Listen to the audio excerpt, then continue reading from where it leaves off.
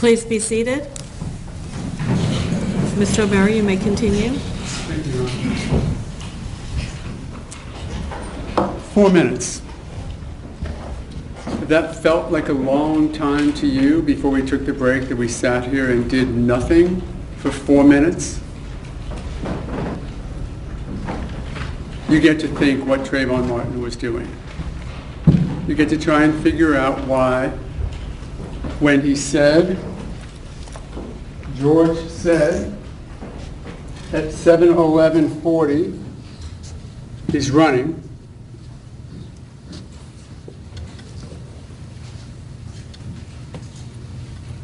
(7:15:43), when Rachel Jeantel tells you the phone call ended because of a bump. 4 minutes. To do what? To walk home? To run home? 4-minute mile was broken when I was like 12 by somebody. And I think he was in his teens. Don't know if he played football. Don't know if he was a defensive guy on a football team, but I do know that you can run a mile in about 4 minutes if you're in decent shape. So we know that with the opportunity to go home that he did not. We know that because of the football throwaway. So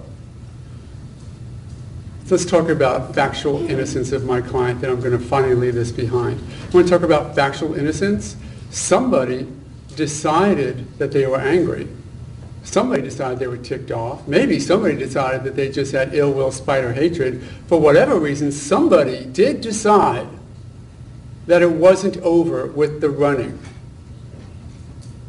Because it wasn't, after all. It had only just begun, right? Isn't that really what happened here? It wasn't some cop wannabe. It wasn't some, I've learned about how to talk about self-defense, and oh my God, he forgot to say I have to stand your ground on Hannity. Let's convict him.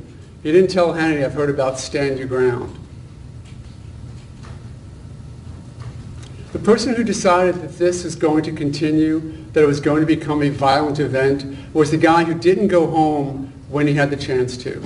It was the guy who decided to lie in wait, I guess, plan his move, it seems, decide what he was going to do, and when. The state told you that he had no decisions. They dared to tell you that Trayvon Martin had no decisions, that my client planned this? Really? 4 minutes. 4 minutes of planning. And they want you to ignore it. I guess, because if you don't ignore that, factual and undeniable innocence. Because with those 4 minutes, now let's use your common sense. Now let's decide what probably happened that night. Because we know the result. Now let's try and figure out the why. George Zimmerman probably heading back to his car, looking with his little baby flashlight for Trayvon Martin a little bit. Maybe. Maybe. Not proven, but maybe. Trayvon Martin, 4 minutes, doing something. And we don't know. We really don't. We know he's on the phone. We know he's talking. We know what Rachel Jeantel said he was saying about whatever he called him. And I don't care that he called it some stupid name. He's 17 years old. They get to talk stupidly if they want. I'm okay with that. I'm okay with Rachel Jeantel being 16 or 18 or whatever. Who cares? She didn't want to be involved in this case. But the reality of what happened is very straightforward.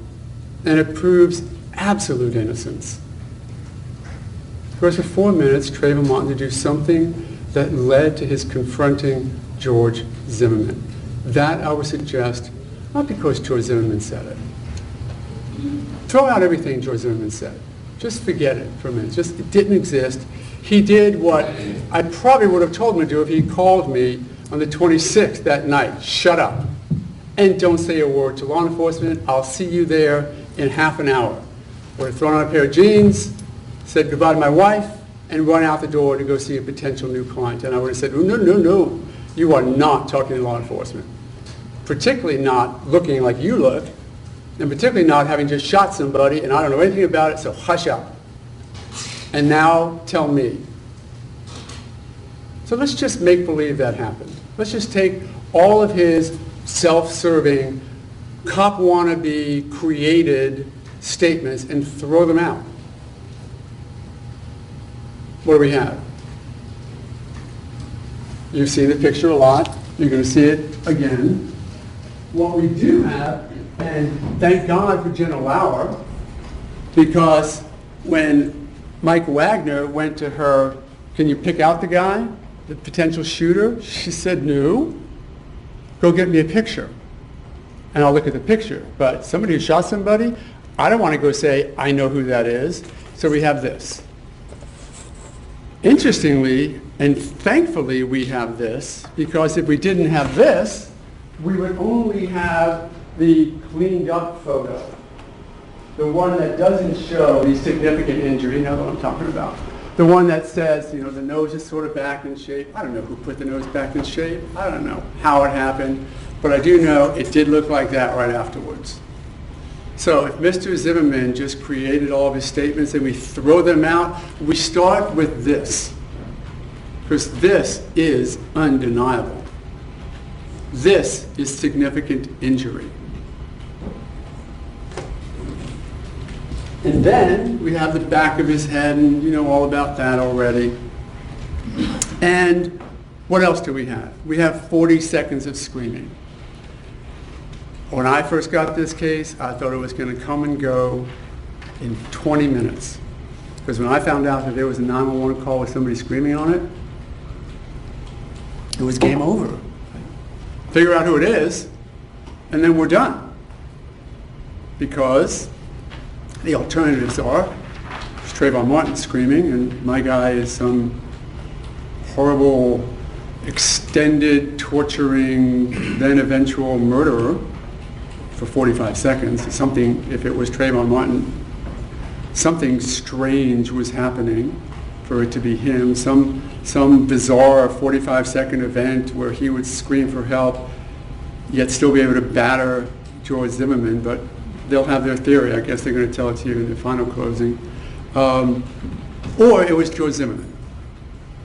And if I could get this to whoever, FBI, let's say, do a little comparison, and we're done. You heard from Dr. Nakasone, unfortunately, it couldn't be done. So now we don't know. Now, as Mr. Delariano suggested, now you do get to decide, I guess, or not, of course, or not. You just simply get to decide that you can't decide. And then who gets the benefit of that? Mr. Zimmerman. So let's not forget about that standard as I'm wandering you down my little make-believe path of factual innocence. Then what else do we have? We have his initial immediate statement to Mr. Manalo. And the way he looked. Selma Mora looked like he was beat up. Oh no, he looked like he was bending over. Manalo looked like he was beat up, and he just looked strange. And then of course, as Mr. Delariano said, oh, just tell her I killed the guy. You see, not what he said at all. I think what he said, and use your own memories, was that when Mr. Manalo took the phone because he had to drop it, because Tim Smith was doing what he does as a trained law enforcement officer and said, hands out, on top of your head, behind your back, where's the gun? Drops the phone, Manalo gets it, and says, words to the effect, your husband's been involved in the shooting. And what's the response from George Zimmerman? Tell her I shot somebody.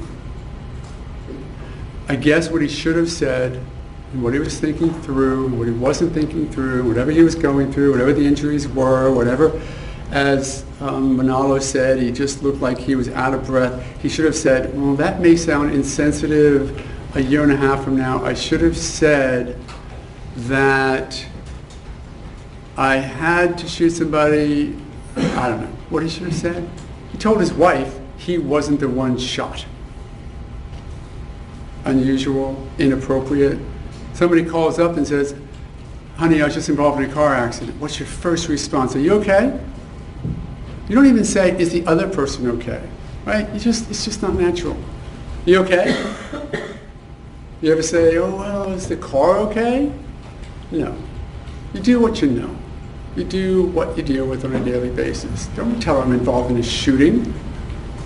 Tell her I shot somebody. So, we have that evidence.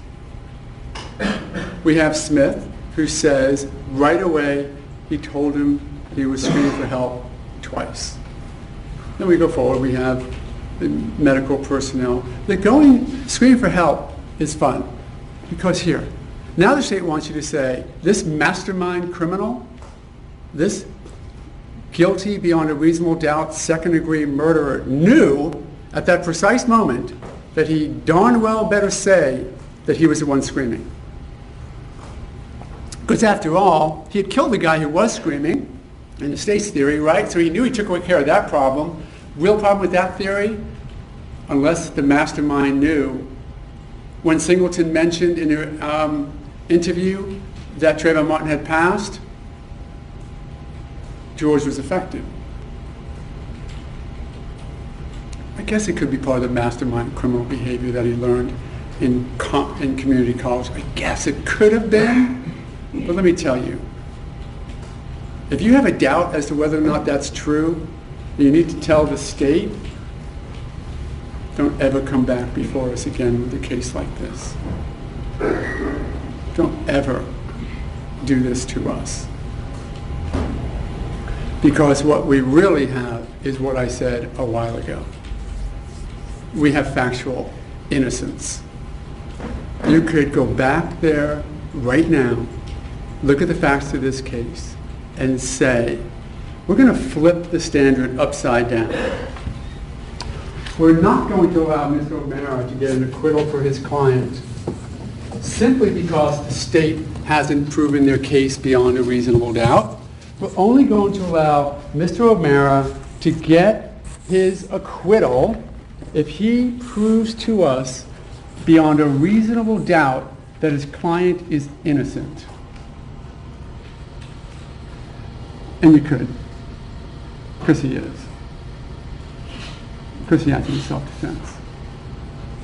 Not the standard, of course. So let's talk about the standard to see how far afield from that very standard that the state is supposed to take on what they actually have accomplished. I'm going to first spend a moment on the witnesses. It's real quick. I'm going to get through it as quickly as I can. There's like 50 of them. And I could have the lights dim just a bit, Your Honor. And hopefully this will work. Chad Joseph. I'm just going to go through them. Didn't have much to say. You could throw it about the football field, but that's it. Did you know him to be the sort of stepson of Trayvon Martin? Andrew Gaw, 5'10". That's important, and we're going to get to that in a second. You saw him stand next to me, and I did that on purpose to show you that I'm a few inches bigger than he is. And he was 5'10", in the shoes he had on that day. All he really said, didn't know much about that event. Sean Nofke, what did he say? Interestingly, because the first time that somebody was talking to George was this guy. And what did he say? No anger, no animosity, no hatred, no anything in George's voice, quite matter of fact. A person who's trained, by the way, to deal with stressful situations and to understand and to dynamically interact with people on the other line, because sometimes these things turn serious quickly. And what did he say? Nope. He even accepted the reality that George may have misunderstood when he said, which way is he running, that George Zimmerman may have thought, I should go find out. He acknowledged, maybe it was imprecise, whatever. Next witness, Ramona Rumpf. She brought in records custodian for the 5 calls. She also, you'll see the affidavit, I think signed by her, of the 6th call. Listen to it if you want. Nothing to do with burglary. It's just George Zimmerman being George Zimmerman. Wendy Dorival, interesting witness. The lady who set up Neighborhood Watch a few months before because, as she said, they looked at the crime stats for that neighborhood and it was being assaulted by burglaries. And something needed to be done. So she went in and she did something. And she told us, who might be suspicious from her experience and training. Remember, this is her love, not her job. She does this. as a volunteer because she likes the idea of people being involved in the neighborhood and helping keep crime out of your own home and out of your neighborhood. Someone you don't know could be a reason for suspicion. A person walking in the areas they don't belong. Maybe. Someone walking in the rain without purpose. I don't want to just have you acquit my client because I can show you that Trayvon Martin did something bad, but I'm also not going to allow you or the state to ignore the realities of what actually happened that night. And describe Mrs. Zimmerman, to her knowledge, as meek. The other interesting thing about this cop wannabe,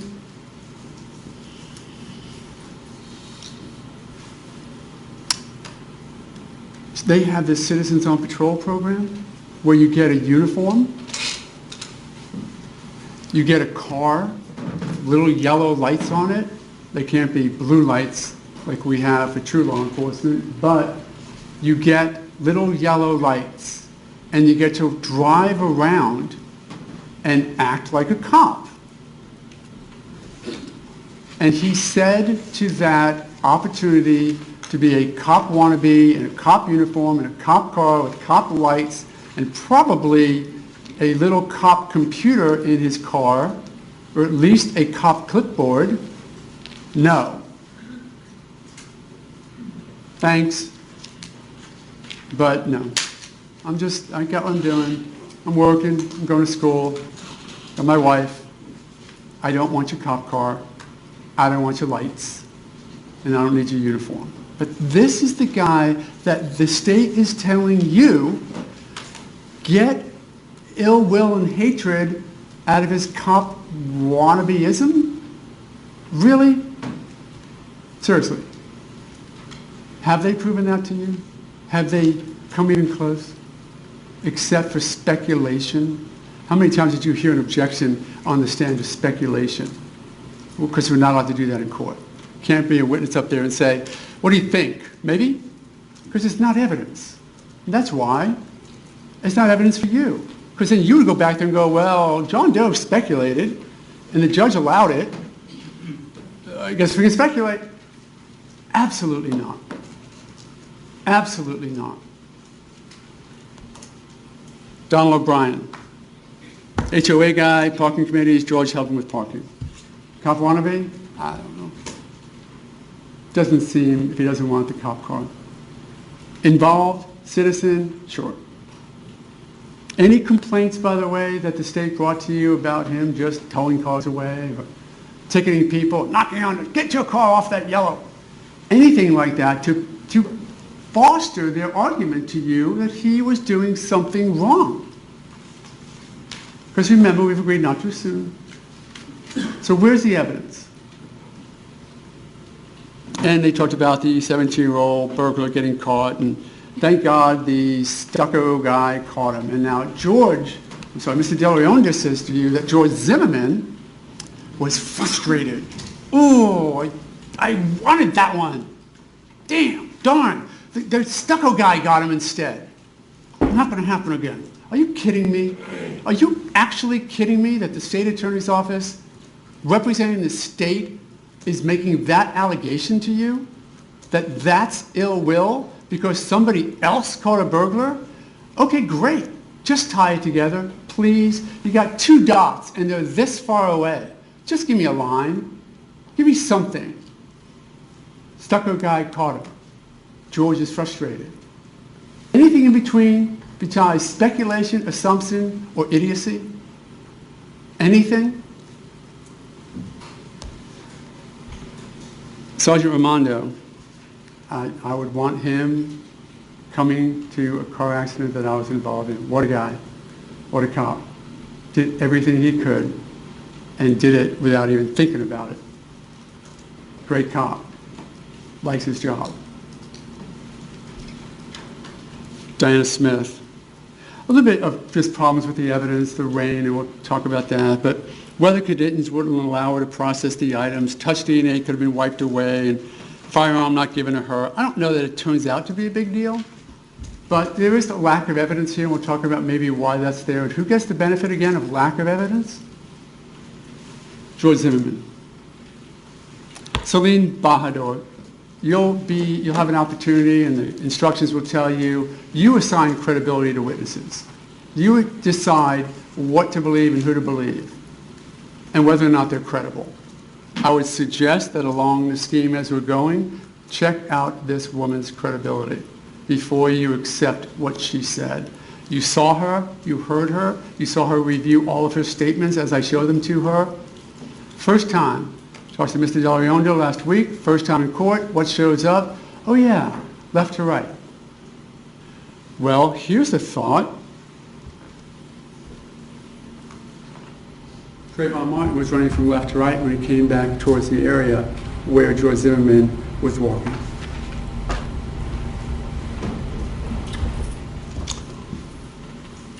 There's a possibility. Could have been. So, I don't know where she fits in, quite honestly. I don't know what she saw, if she saw, how she saw it, or why she said it a year and a half into it, rather than any other previous conversations with law enforcement or with me. But whatever. Fit it in however you can. Jane Sudeika, so she heard 3 pops. She lying? Oh my gosh, she's lying because she heard 3 pops. No. Let's get off this lying thing because you have slight inconsistencies. She heard, or thought she heard, what she thought she heard. Okay, whatever. Reverberations, fright, upset, who cares? She got it wrong. What else she got wrong was she thought the big guy was on top. And of course, actually what she really thought was that Mr. Martin, Trayvon Martin, hadn't moved because she saw the whole thing, including the shot, which of course doesn't comport with a 911 call, but again, just stressful time for everybody. She seemed particularly affected by stress. That he was on the ground, never moved, saw the shot was from the top, shot was through the back, and that he never moved. It just doesn't make sense. It's okay. That vantage point that Mr. Root talked about, that movie, I don't know if any of you have ever seen it, but it's a great movie, because it really does. One event happens, it's the president getting shot by a marksman, and then there's 7 different people watching it, and everyone has a completely different story. They all viewed the same event, but they viewed it with their history, with their life experiences, what they were going through that day, and with what perspective they had. And it's just different. That's okay. It happens. Miss Manalo, she heard voices 20, 30 feet to the right, seems to be consistent with it starting at the T intersection. And of course, what she did was what we all do. And I'm not going to assail her for that, but what she did was make some assumptions based upon some facts that she saw afterwards. They're in evidence. It'll take me about 5 minutes to find them. She was looking at pictures of Trayvon Martin when he was 12. I think she said that. So I'll tell you right now, if you looked at me when I was 12 and compared me to anybody, I'm the guy getting beat up. No questions asked. But the reality is that she just had this vantage point of a child at 12 years old getting, I guess, the heck beat out of him by the other guy who was on TV, this big, heavy picture of George Zimmerman. And she acknowledged, now that you showed me the other picture, now here's the ones that I did look at and find out or think that it was Trayvon Martin being the small guy. Now that you show me these other pictures, I could have been wrong. Lying, perjury, no, come on. Just vantage point, just perspective. And then that's why you're here, because you get to figure it out. Rachel Jeantel. Let me give you my perspective on Rachel Jeantel. She didn't want to be involved in the case. She didn't want to be involved in the depositions. And she didn't want to be involved in trial. I think what happened, and this is just conjecture, and I'm not supposed to conjecture too much, I think her mom got with Miss Fulton and said, go tell that lady what happened to her son. And she didn't really want to do that. Why she wrote the letter.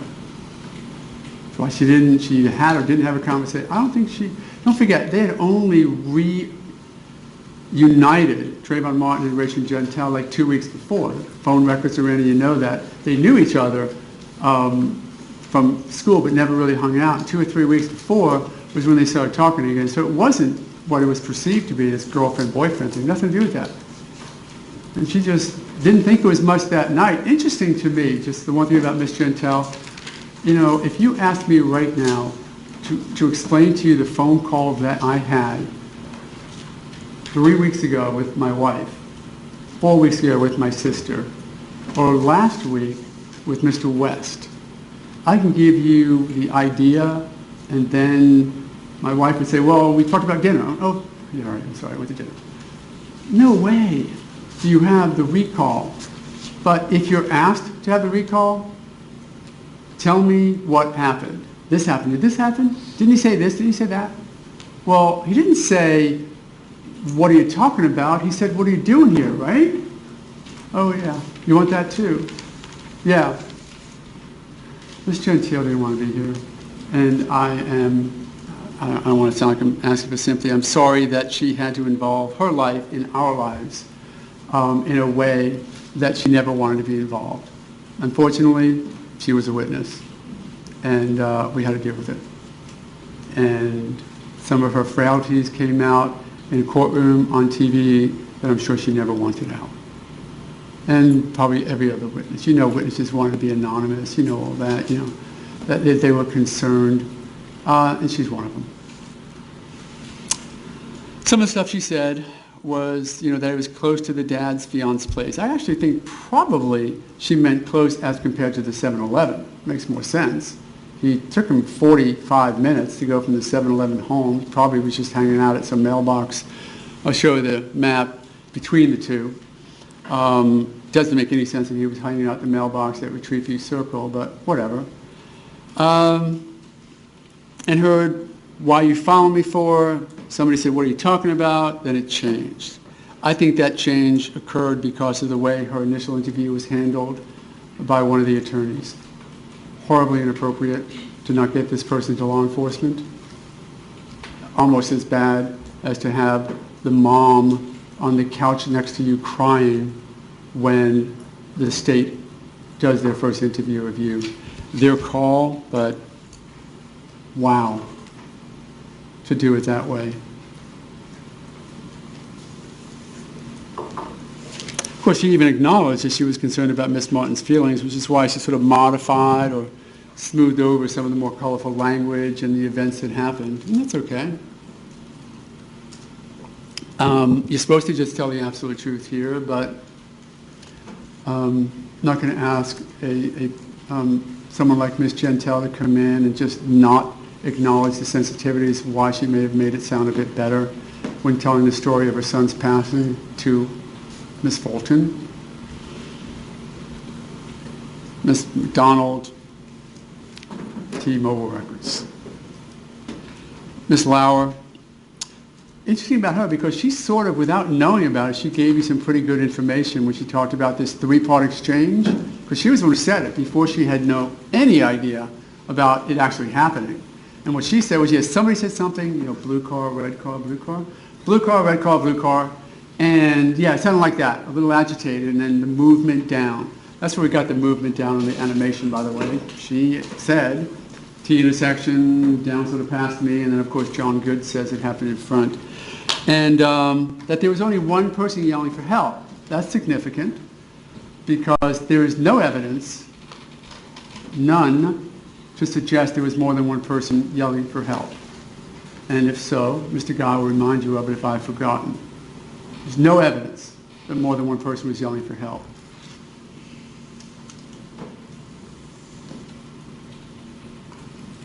And she was talking about her knowledge and lack of knowledge about the street signs. Miss Moore, we talked about, she heard what she heard, and then she saw what she saw. By the time she saw it and ran around, that's what happened. Greg McKinney, records custodian. John Good, we've talked about him a lot. I think he's a significant significant witness because he watched it for 8 to 10 seconds, and he was the basis for the animation and the information that came to you through the animation. Manalo, Jonathan Manalo, same thing. Looked like he got his butt beat and staggering to the ground. Ricardo Ayala, SPD, the hands under the body. You know, if that is a concern of yours, that my client dared to testify in his statement that he took his hands out out of fear for a weapon, and that is contraindicated because Trayvon Martin's hands, look at the picture by the way, one hand's not really under him, but the other hand seems to be, that is some inconsistency for which you should impute ill will or hatred or spite. That's absurd. And Dr. DeMaio said it was 10 or 15 seconds of talking or movement or whatever. Not only is it possible, it's probable. Stacy Livingston, the EMT who was there, you heard all about the injuries and what she did. Timothy Smith, important because, if you remember him, he was the first one on the scene, took George Zimmerman into custody for his own protection. He was the one who George Zimmerman talked to twice about screaming for help before he knew that there was any 911 call suggesting it. Lizzie Folgate, you know about the medical records, and she was the first one to mention MMA style. Hirataki Nakasone, we know about him. Basically, he said, can't tell you, can't help you, don't do it, don't even try. Fortunately, even the FBI couldn't help us out with that voice. So now it is sort of up to you on that. Doris Singleton, initial activity with him with the interview. And I think what was significant about that was George Zimmerman's response to the Christian issue and to the fact that she was the first person to tell him that Trayvon Martin had passed away. And the statements are what the statements are. Chris Serino, again, what he stated was, in his opinion, and again, he's the law enforcement officer in charge of the investigation, that there weren't any significant inconsistencies in what he heard from George Zimmerman. Were there some? Yes. Were they significant in his mind as to what, that they were lies? No, not even when he did the challenge interview. Let's talk about that challenge interview for a second. The state said to you, George Zimmerman knew those video cameras weren't working. So, it wasn't a bluff. It was, again, super cop, knowing everything, and just deciding, I can get away with this. Really? Really? So when Chris Serino, there seems to be a problem with this, I'm going to look at it for a second.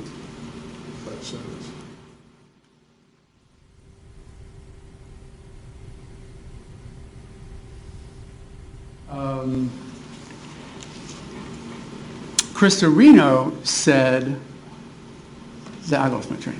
I'm going to catch up in just a second here.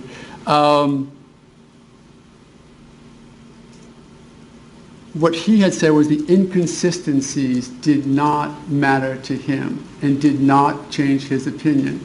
And when the confrontation interview occurred, and when George Zimmerman said, thank God there may be a videotape, the state wants you to believe the perfect super cop bluff response because he knows this, because let's not forget, he took a couple of classes a couple of years ago at a community college. Absurd. I would suggest to you, to make a suggestion to you that in that moment, when confronted with the potential of an actual video by Mr. Martin, that my client would do anything other than say, thank God it may be there, and that's not evidence of innocence.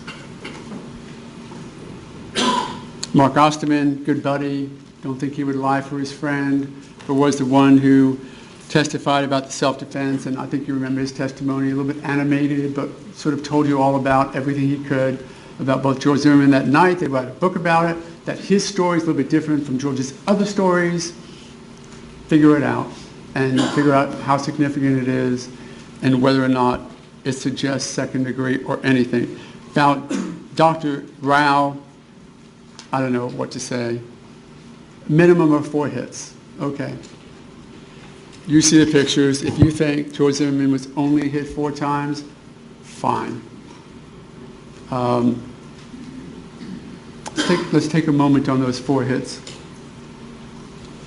You're going to get the statute, you're going to get the jury instructions, and here's what they're going to tell you about the extent of the injuries that you have to find my client suffered at the time he decided to shoot.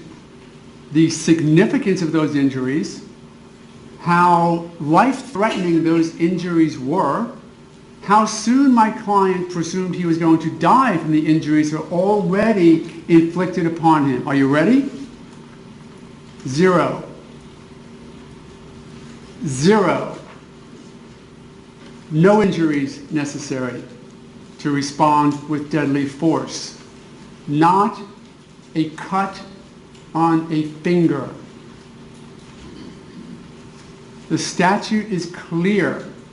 Reasonable fear of bodily harm.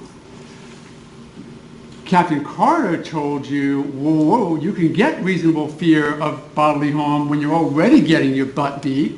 That's certainly an indication, but do you need a cut on your finger? No. Of course, getting a cut on your finger doesn't allow you to just shoot somebody unless you're in reasonable fear for ongoing great bodily injury. So the injuries, icing on the cake of self-defense, has nothing to do with the substance of self-defense. Not a thing. You will not hear a word about inflicted injuries. You will only hear that you must look at George Zimmerman's state of mind when he did what he did.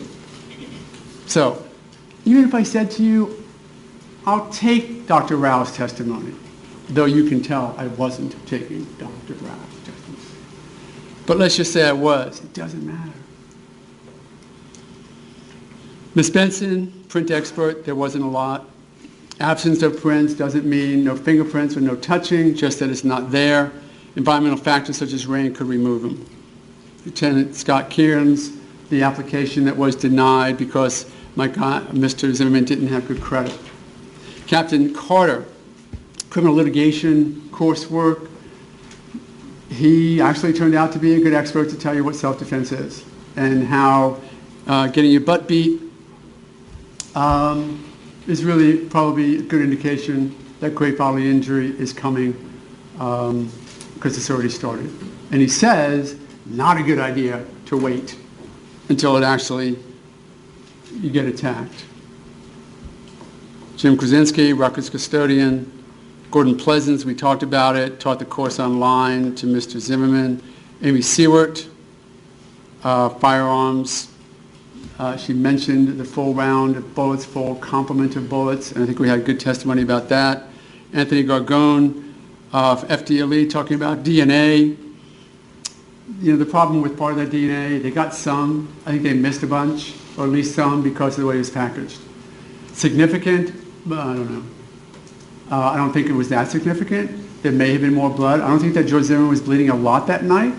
I don't think he was bleeding a lot out that night. I think he was probably bleeding a fair amount in. And then when he stood up after the attack was over, yes, it started coming out of his nose. Not a lot of blood on Trayvon Martin. Probably not a lot to be expected. And there was no injuries on Trayvon Martin until the gunshot, so you wouldn't imagine there would be any blood on George Zimmerman's hands or any place else in his body, because when Trayvon Martin was finally shot, he went up and over. So DNA, we can go over some particulars about it, and I have some precise points about what was found on Mr. Trayvon Martin's cuffs and whatnot, but generally speaking, not a lot significant. Miss Fulton. People asked why I even questioned her. How dare you question the mom of a passed away 17-year-old? Doctors cut people sometimes when they do their work, and that was something that I had to present to you, to something about the way it happened and how it happened, and you know, the impact and just how moms think about these things, both sides. Because I know that both moms believe with their heart and with their soul that that was their son screaming for help. You have to, and you want to, and it's just the way you get through it.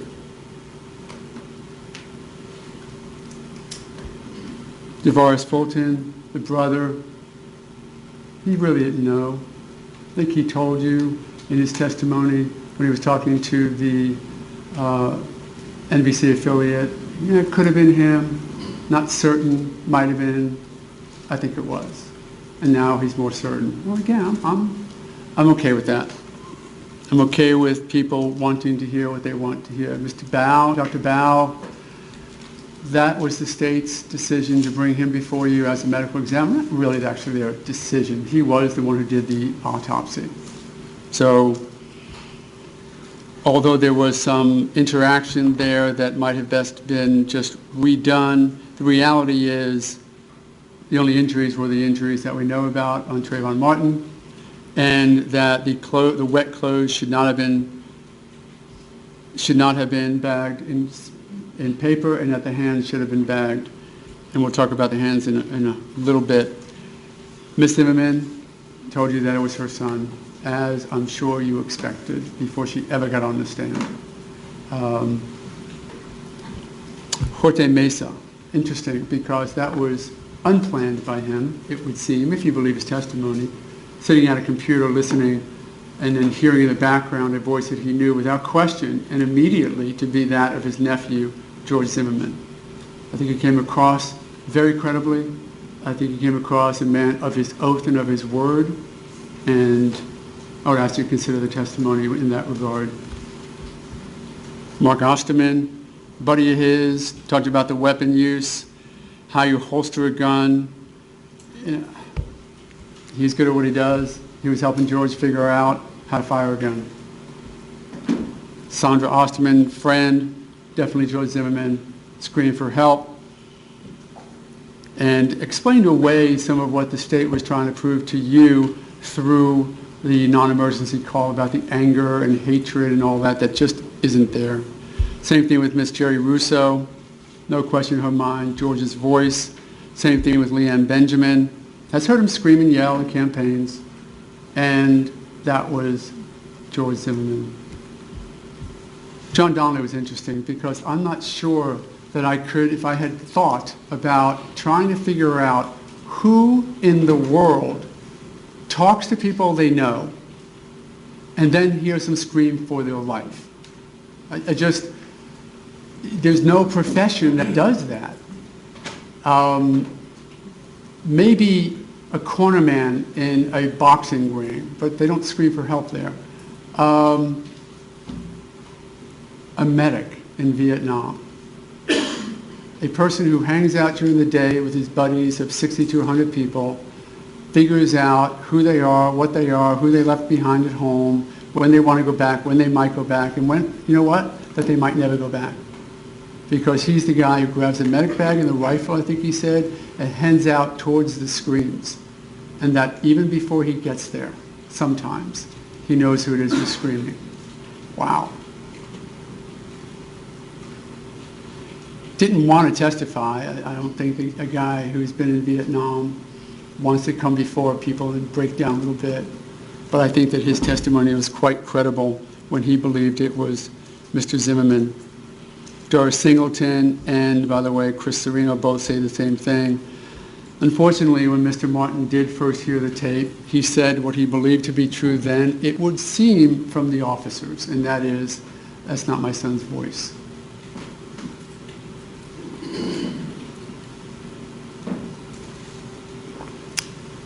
It just wasn't his voice to him. And his mind has changed now. But it is interesting for you to consider when you're trying to figure out that issue of who said what and what witnesses said what, because you're going to give them credibility, you're going to weigh them, you're going to decide to dismiss their testimony or to accept their testimony. And try and figure out, remembering always, as we'll talk about in a moment, the benefit always goes, or the doubt always goes to my client's benefit. Adam Pollock, animated, good guy. George is soft. He's a 1.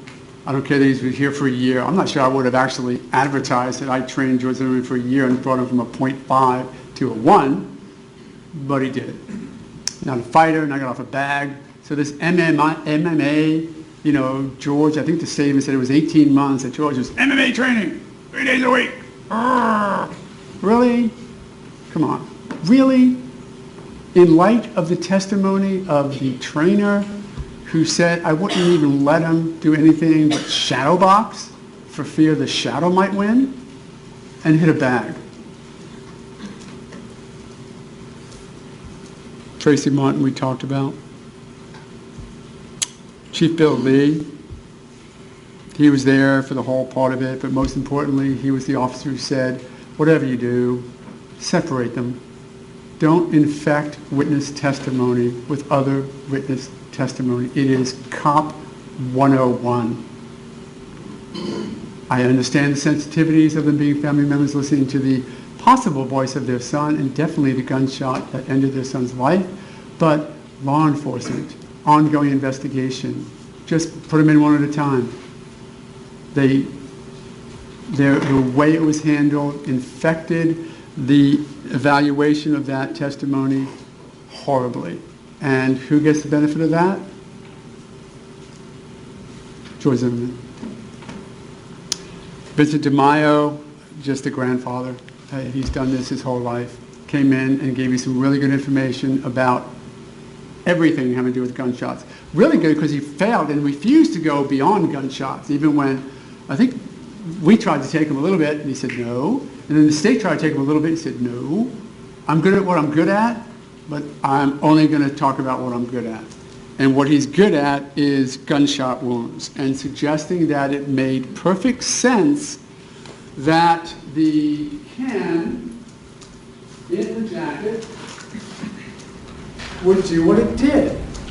Does it make anything less than perfect sense as to what happened? It's in there, and he's leaning over. And his loose, billowing shirt falls forward. And he gets shot. And it's contact to the fabric. It is not pressed against the chest. I think that little play in opening statement has been dismissed. And it was 4 inches from his chest. As it turns out, the type of forensic evidence is fairly significant because it completely supports the contention that Mr. Zimmerman was on the bottom, Trayvon Martin leaning over the top when he got shot. Now, here's a theory of guilt for you. You ready? Because this is the state's presentation, so listen carefully. He might have been backing up. He could have been backing up. Could have been. If I was arguing that, I would be arguing to you reasonable doubt. You know, it could have happened this way. It could have been that he was backing up. Well, I don't know. I almost made light of it when I said, well, he could have been backing up to strike another blow. But the could have beens don't belong in this courtroom. Proof beyond a reasonable doubt. Consistent with a reasonable hypothesis of innocence, he was leaning over him. Nothing to suggest anything else but that. He could have been leaning back. At some point, after 45 seconds of attacking George Zimmerman, for no other reason, let's not forget, he didn't back up when John Good told him to, right? So for some reason, just before the shot takes off, at that moment, the state wants you to believe Trayvon Martin retreated. Really? Really?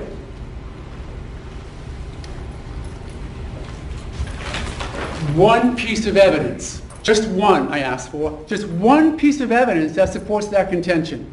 Where is it? Where's the eyewitness who said, I saw him back up?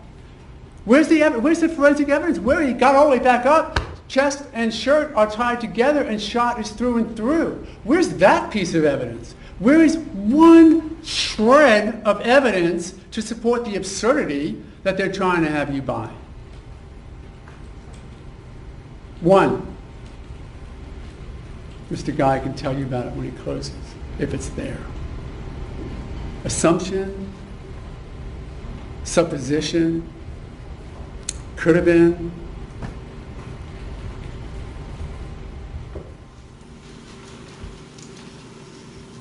Thrown apart. Just part of the absurdity of how this thing happened with the phone call, with the tape. I don't think it matters too much. Miss Dilligard, nice lady, didn't want to bring her here sick. Knows George Zimmerman, saw him that night, saw him beat up, saw the picture, or hit, I'm sorry, saw him hit. And that he has a light voice, and it sounded like it was his voice. Dennis Root, you know, it's interesting. Again, talk about the Bizarro case. Now we have prosecutors attacking, sort of impeaching,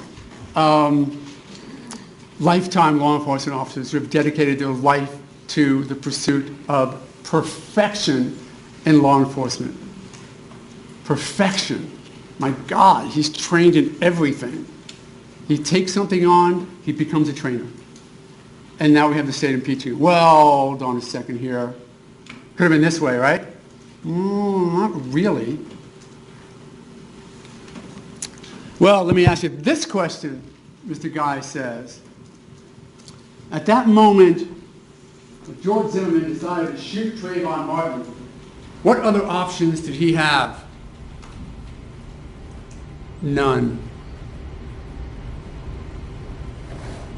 He had none.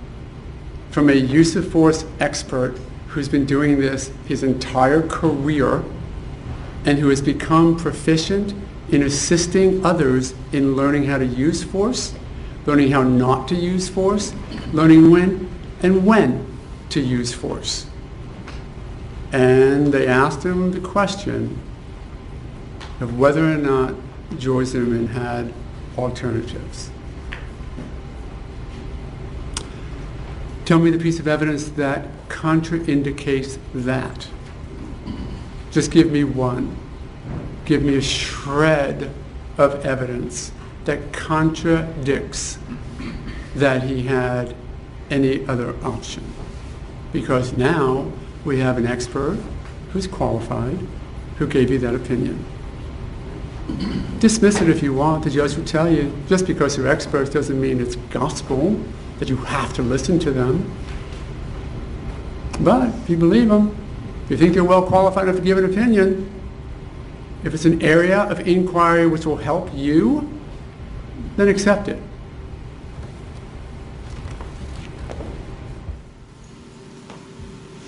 Ms. Bertolon, I hope it does not come across that I was just seeking sympathy for this woman.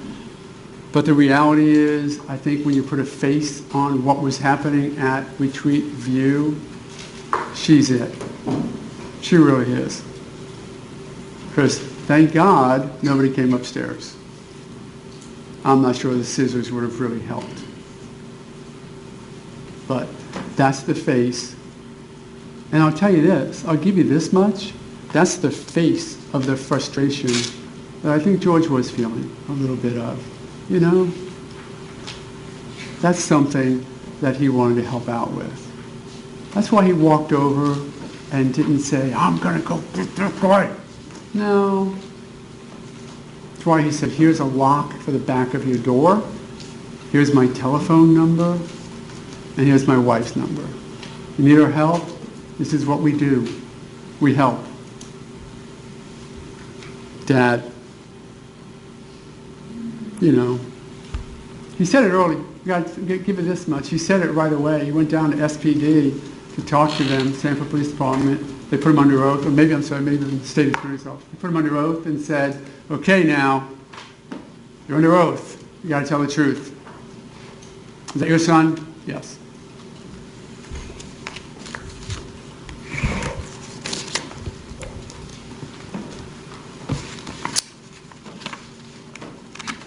We talk about a few other points, if I might. Oops.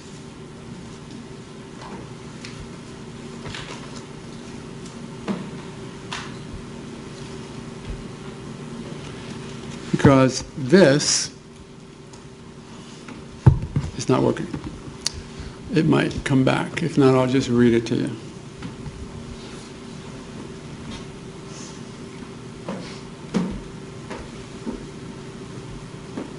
If there's any chance it'll come back up, that'd be great. If not, I'll just work without it.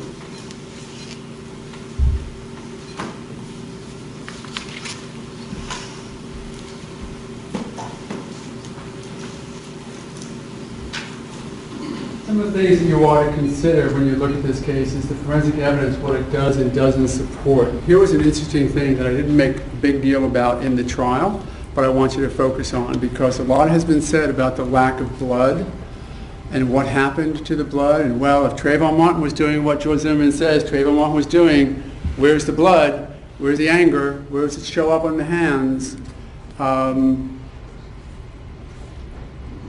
State 28. Gunshot wound. See the blood trickling down and across the chest? See that 3-inch swath of blood all the way over there?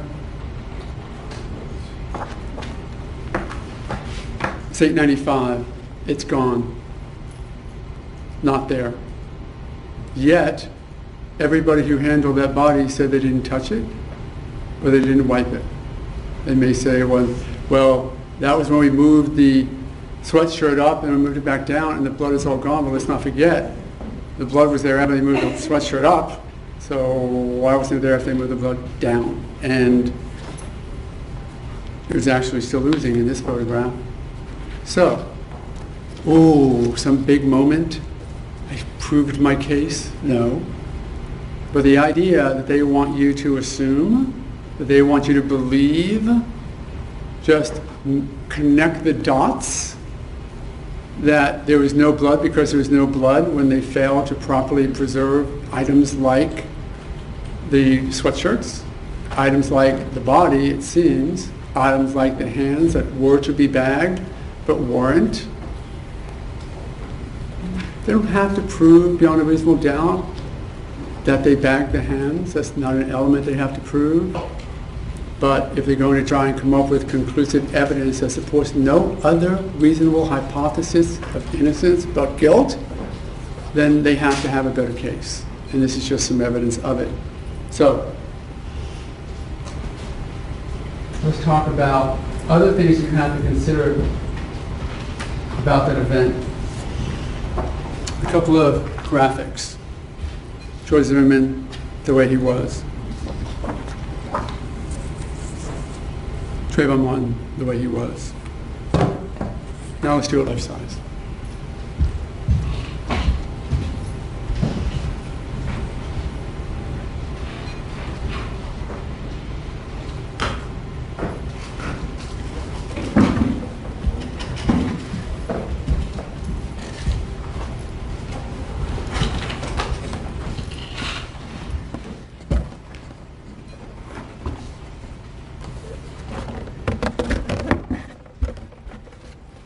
Trayvon Martin that night.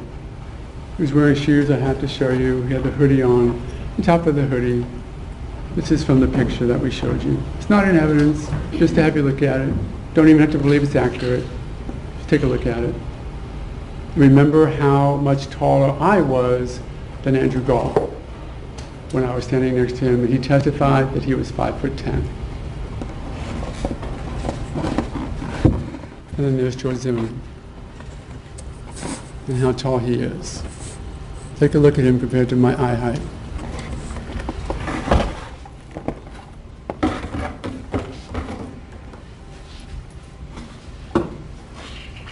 Would you stand up a minute, please?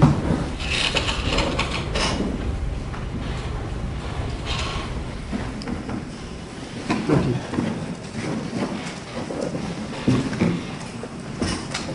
Relative physical abilities. That's what you have to look at and determine in a self-defense case. So, you look at this guy that night. Don't look at him today. There's been testimony all over the place as to how much weight he gained. It doesn't really matter. What matters is how he looked that day and how Trayvon Martin looked that day. The other thing that's in evidence, just so you get a clue, or not a clue, an indication, November 15th, 2011, about 2 months, 3 months before Trayvon Martin passed away. That's what he looked like. He's a young kid. Nice kid, actually, if you look at the picture. Not bad. The problem with it is that when we show you autopsy photographs, there's two things you need to know about autopsy photographs. One, they're horrific, and they're meant to have negative impact. I did it when I was a prosecutor. Prosecutors do all the time. A dead person on a slab has an impact on you. I would say that maybe one of you, maybe, have looked at a picture like that before this trial. Maybe one. It has an impact. The other thing about autopsy photographs is that there's no muscle tone because there's no nerves, there's no movement. He lost half his blood, we know that. So on that picture that we have of him on the medical examiner's table, yeah, he does look emaciated. But here's him 3 months before that night. So it's in evidence. Take a look at it. Because this is the person, and this is the person who George Zimmerman encountered that night. This is the person who, all of the evidence, was attacked, or attacked George Zimmerman, broke his nose or something close to it, and battered him on something. And the state now may say, oh, maybe it was just a drain box and it was no intent to hurt there by Trayvon Martin because it was just coincidence that he was bashing his head on something hard and it was a drain box. Really? Come on. Really? Those injuries?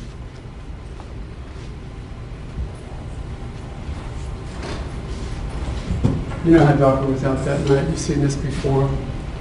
It was out of this darkness that Trayvon Martin decided to stalk, I guess, plan, pounce, I don't know. All I know is that when George Zimmerman was walking back to his car, out of the darkness, be it bushes or darkness or left or behind or somewhere, Trayvon Martin came towards George Zimmerman. Out of this. And we know what happened. The big picture is what happened.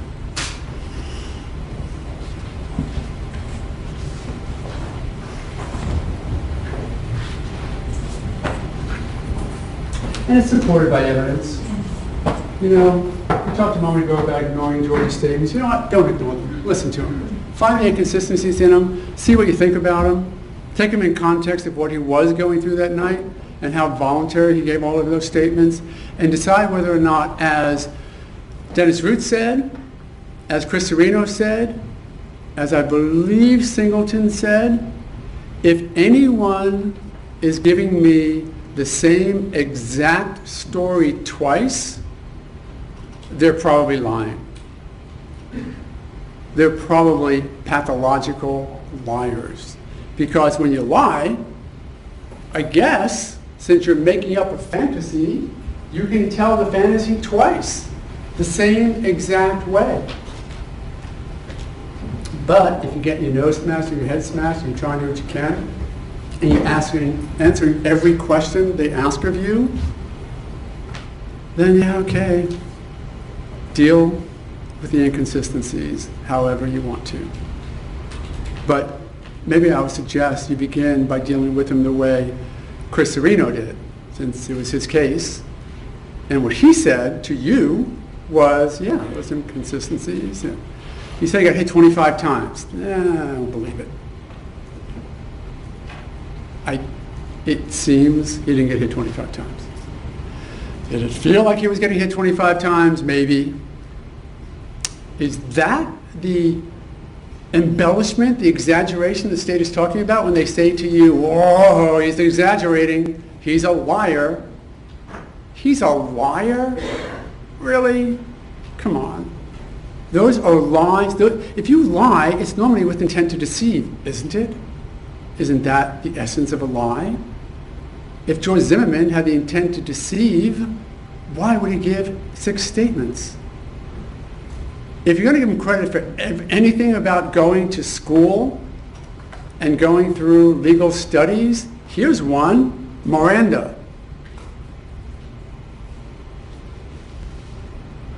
He knows self-defense. He knows stand your ground. He knows whatever the state wants you to think he knows, but he doesn't know Miranda? Oh, no. He knows Miranda, but he was such the mastermind that he could, without knowing any of the evidence, who was watching, who was videotaping, who was doing anything, without knowing any of that, he had it all sussed. He had it all figured out, really. It defies explanation. What doesn't defy explanation are things like this. The mud on the knees, evidencing the mounting. What doesn't defy explanation is Officer Tim Smith's testimony that George Zimmerman's back was wet, more wet than the front, and that he had grass all over his back, evidencing, I would opine, that he was on his back in the grass. And he was getting beat up. Manalo, Tim Smith, Wagner, everybody else who saw those injuries. No. Okay. You don't get graphic, but you do still get me going over some of the instructions with you. Reasonable doubt. What is it? Can't tell you any more than we have. The judge has read it to you a couple of times already. You're going to get it again. Reasonable doubt. Don't start with the premise. Presumption of innocence sticks and stays until it is taken away by evidence that convinces you beyond a reasonable doubt that it is no longer appropriate to consider Mrs. Zimmerman innocent. Then and only then do you get to convict my client anything. A reasonable doubt is not a mere possible doubt. If you got to make it up, that's not a reasonable doubt. We talked about me proving my case as though I had to. It's not a speculative doubt or an imaginary doubt or a forced doubt. If you have a doubt and you say to yourself, I don't buy this doubt, but I'm going to force myself to believe it, that would be a forced doubt and isn't reasonable. But a reasonable doubt is not a mere possible doubt, speculative, imaginary, or forced doubt. Such a doubt must not influence you to return a verdict of not guilty. If you have an abiding conviction of guilt. On the other hand, and this is the meat of it, if after carefully considering, comparing, and weighing all the evidence, there is not an abiding conviction of guilt, or of having that conviction, it is one which is not stable, one which wavers and vacillates. Then the charge is not proved beyond a reasonable doubt, every reasonable doubt, and you must find George Zimmerman not guilty because the doubt is reasonable. I almost wish, and I've never said this in a criminal trial before, I never heard it being said before, I almost wish that the verdict had guilty, not guilty, and completely innocent. Because I would ask you to check that one. You got to check the not guilty, but check the innocent then too. A reasonable doubt as to George Zimmerman's innocence may arise from the evidence, conflict in the evidence, or a lack of evidence. If you have a reasonable doubt, you should find George Zimmerman not guilty. If you have no reasonable doubt, you should find George Zimmerman guilty. Weighing the evidence, you'll have all of this before you. Judge Nelson's going to read it to you, and she's going to give it to you. But just to focus on what you do about these witnesses, the question is whether or not they had the opportunity to see and know the things they're telling you about, obviously. And that's that vantage point concern, how they really can look at it. The perception you have to see. For example, if somebody came in, wasted off their mind, then give them less credibility. We don't have that here, but you got to look at it and decide whether or not they had an opportunity to see what they're talking about. Do they have an accurate memory? And we know that memory is affected by traumatic events. I think Ms. Sudaika is a good example of that. She was frantic about what she perceived was happening outside. And I think it may well have impacted on her ability to recall, not calling her anything but a person affected by the circumstances. Were they honest and straightforward? I would put up on that pedestal Miss Bahadur. Your call, but as to whether or not she presented in a way that made some sense. Compare her to Miss Mora, who just seemed to be saying what's remembered and very willing to show you. Did they have an interest in the outcome? Well, let me tell you something. When George Zimmerman gave those statements to law enforcement, he didn't know it, I don't think. Didn't seem normal that he would have ever been charged in this case, but in his mind at that time, I presume you could say that he had an interest in telling the story as good as he could for himself. So, sure. Was there an interest in the outcome? Absolutely. These people trying to take away his liberty? Absolutely. Consider that when you look at those statements as well. And does the witness's testimony agree with other testimony? That's the global view. Dennis Root kept saying to you, well, you have to look at it in the totality of the circumstances. Don't just give me one sheet and go, well, what do you think now? I want to read everything I can. That's the same thing. That's that totality of the circumstances. So, rules for you to deliberate under, and here they are. The case must be decided upon the evidence. Sort of makes sense.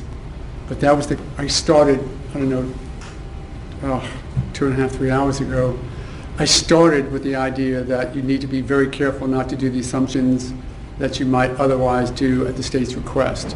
It is only the evidence and the witnesses that you can look towards for that. Upon the evidence that you've heard from the testimony of the witnesses and have seen in the form of exhibits, all that really means to you is, though you can bring your common sense, don't bring your assumptions, don't bring your presumptions, and don't sit back and just go, I really think that guy's not going to cut in front of me as I drive to work today. You don't have that luxury in a criminal courtroom. You don't. You only get to decide upon what you are certain of, something that you do not have a reasonable doubt about. Don't do it because you feel sorry for anyone. Now, I said to you, and you may not have realized, I think you realized why, but the significance of it now comes back home. I said to you, if the state doesn't prove their case, you'll be able to say something to announce a verdict of acquittal, even though that verdict has to be heard by the Martin family? And you said you could. I meant that for a very significant reason. It is a tragedy, truly. But you can't allow sympathy to feed into it. When I say that to you, you should sit back, someone should raise their hand and go, you nuts? How dare you tell me to leave sympathy out of my life? How dare you tell me to leave all of my emotions besides? How dare you? I don't do that ever in my life. Welcome to a criminal courtroom, because unfortunately you have to be better than your presumptions. You have to be better than what you do in everyday life. Better, at least different, at least unique. Verdicts should not be influenced by feelings of prejudice, bias, or sympathy. It must be based on the evidence in the law, period. And the judge will tell you what the law is.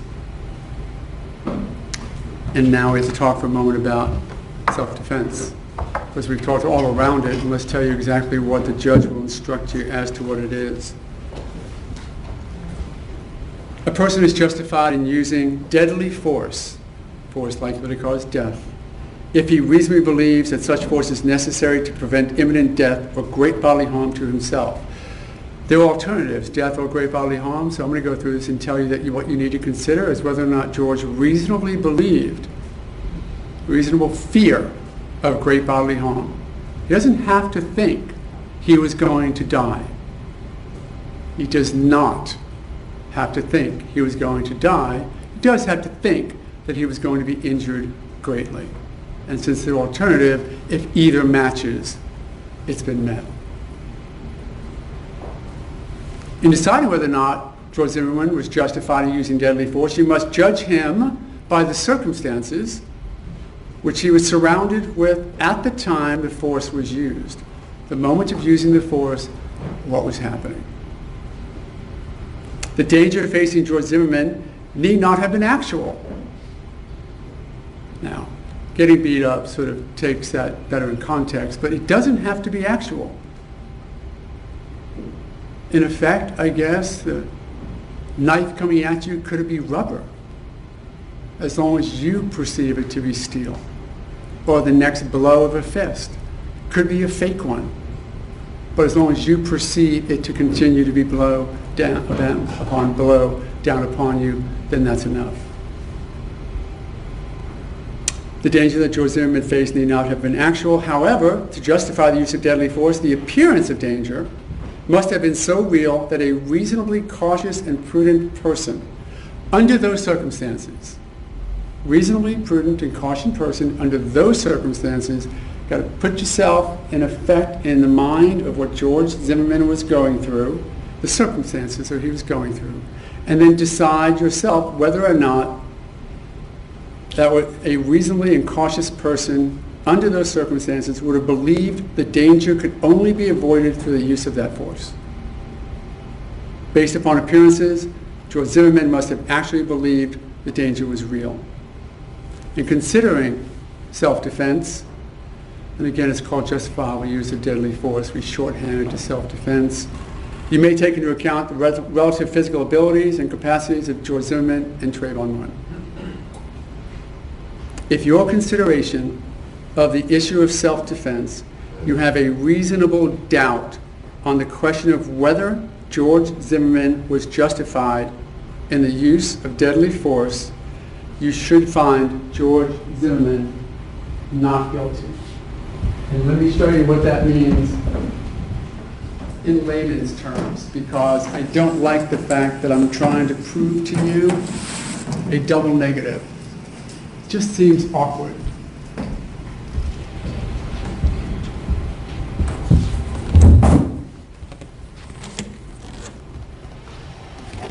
If you have a reasonable doubt on the question of whether or not George Zimmerman was justified in the use of deadly force, you have a reasonable doubt as to whether or not he was justified in the use of deadly force.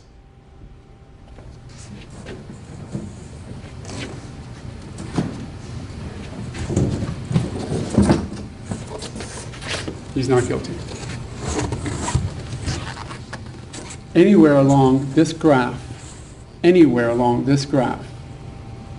if you believe, this is where I went a little while ago, anywhere along this graph, then he's not guilty. That's why I said this was the bizarro case, of showing a case like this and wondering whether or not there is a reasonable doubt as to whether or not he had to use that deadly force to protect himself from great bodily harm.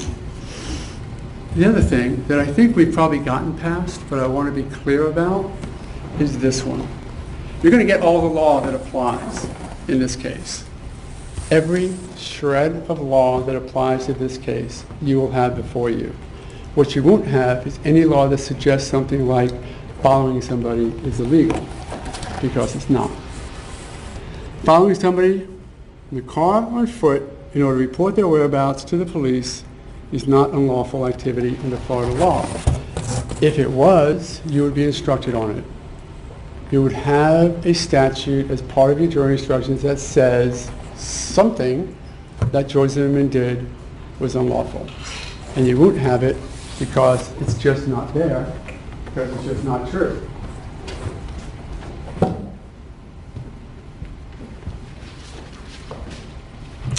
I'm over my time. I'm going to finish up quicker than I would like to. I cannot imagine that I've actually been here for 3 hours, but I want to do a couple of quick things and to show you, since this is the state's burden, what they haven't proven about it. I don't think it's a big deal that they decide not to give you the 6th emergency or non-emergency call. I just, they should have, just to be complete. But whatever. I don't know, the fact that I had to call Tracy Martin to have him testify to that when it's the state's case, I guess that they didn't have to do that. But if you're really seeking justice, why have me do it? Why not even have Serino testify? Why did I have to have him testify that Tracy Martin said it wasn't his son? Why did I have to have Singleton testify? Certainly they're available to me, and I did it. And I guess if I can do it, the state doesn't have to, except, it really and always will be their burden, not mine. They didn't tell you about all the other burglaries that happened at Retreat View. I did. They're there. I haven't highlighted them, but trust me, they're there. Where's the expert countering use of force? Where's their guy? So all we have on use of force now is Dennis Root. Again, they don't have to bring a use of force expert. I did. They don't have to. But if that's their issue, where's their information? Same thing with Dr. DeMaio. I guess they sort of had Dr. Rao. Well, no, not on gunshot. But where's that? Again, they don't have to, but this is their case. I mean, it affects George Zimmerman, but it's their prosecution. It's their burden.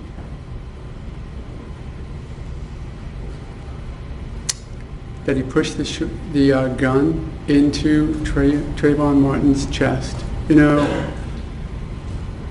Justice and emotions, you got to be careful with it, because we all have emotions as human beings, and then we have justice. And you sit back and you go, what are they trying to do?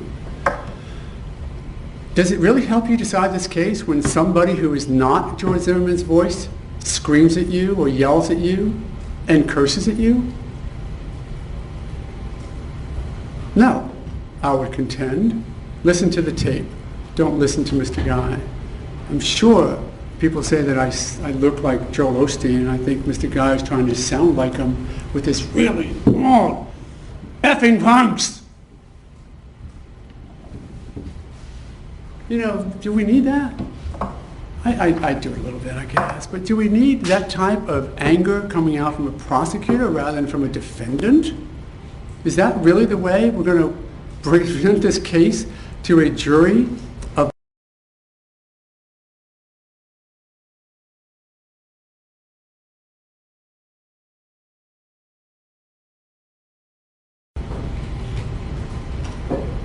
one piece of evidence that my client attacked Trayvon Martin, landed one blow for that matter, did anything to justify in any form or fashion the onslaught of injury perpetrated upon him by no one other than Trayvon Martin. He actually had something else, because George Zimmerman was in fact armed with a firearm, and we know that.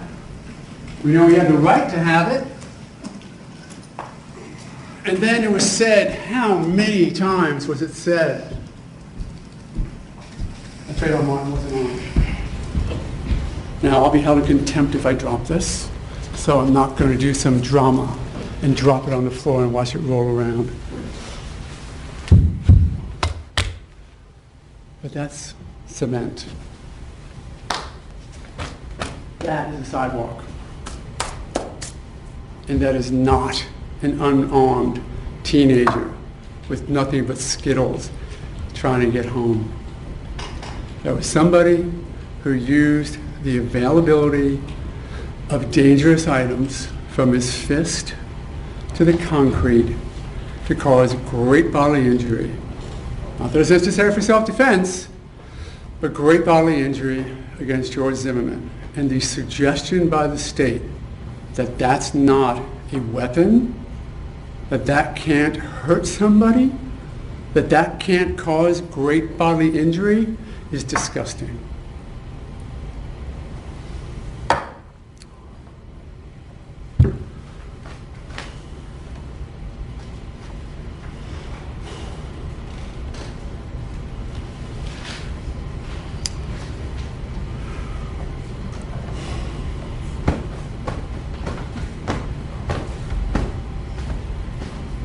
Even if we presume Rachel Jeantel was completely accurate in whichever version of what she first heard happen you want to believe.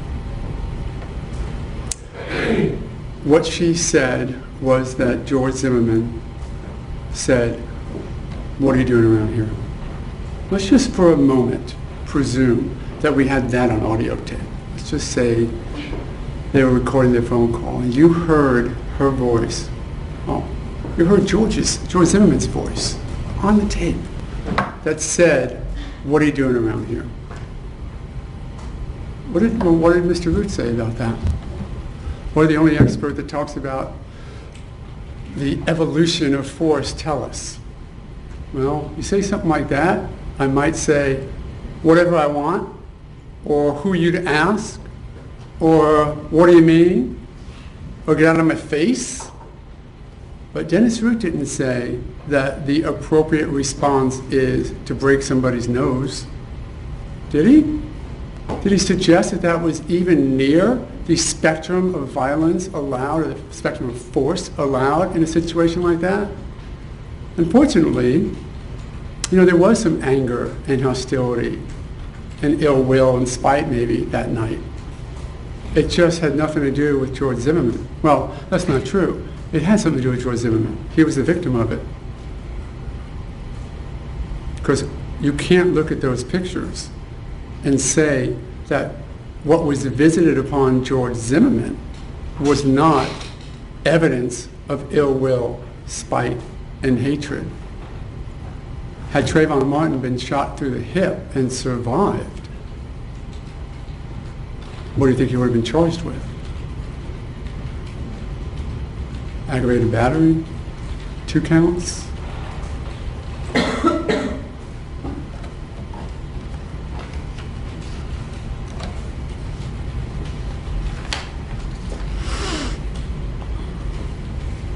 The state has to convince you beyond a reasonable doubt, you have no doubt in your mind that my client is guilty of anything.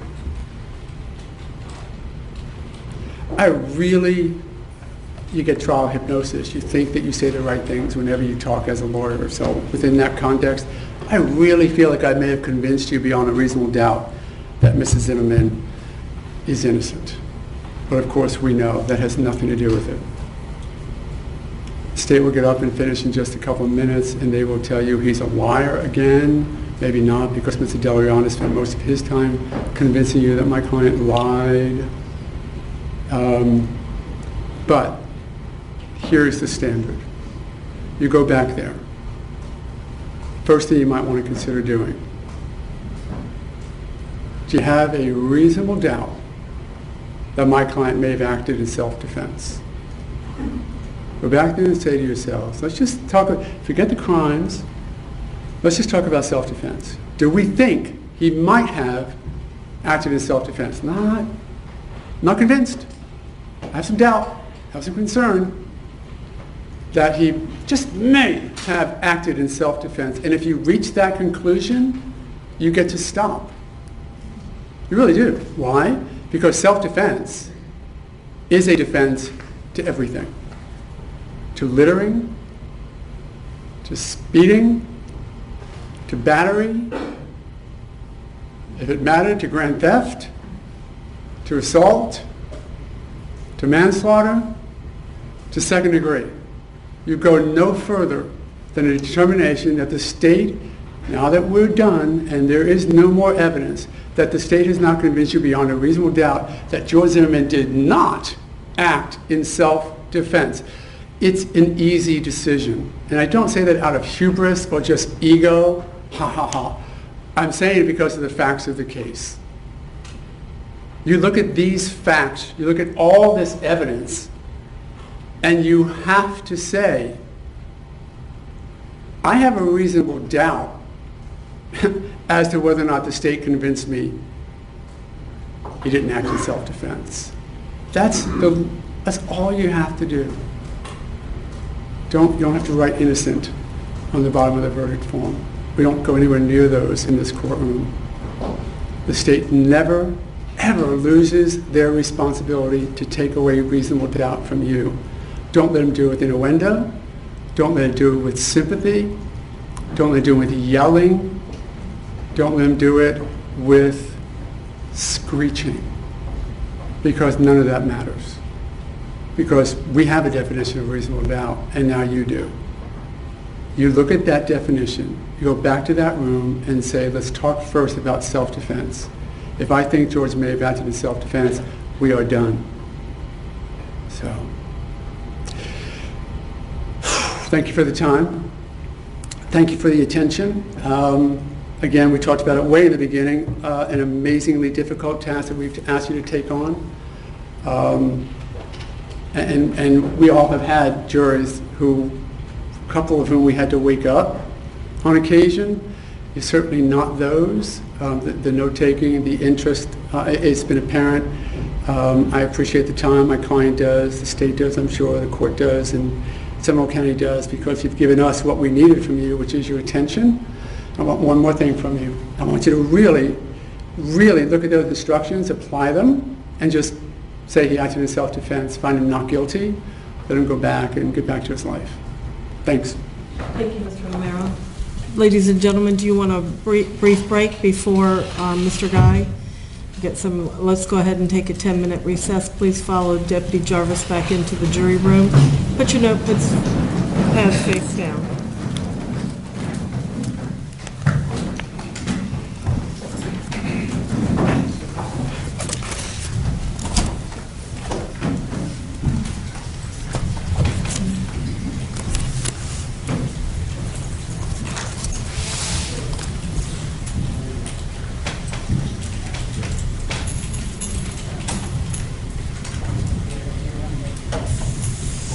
Please be seated. We'll be in recess for 10 minutes.